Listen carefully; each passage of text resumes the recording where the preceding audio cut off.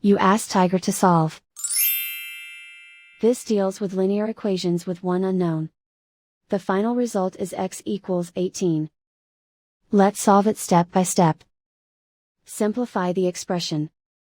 Find the greatest common factor of the numerator and denominator. Factor out and cancel the greatest common factor. Swap sides. Isolate the x. Multiply both sides by 9. Group like terms. Multiply the coefficients. Simplify the fraction.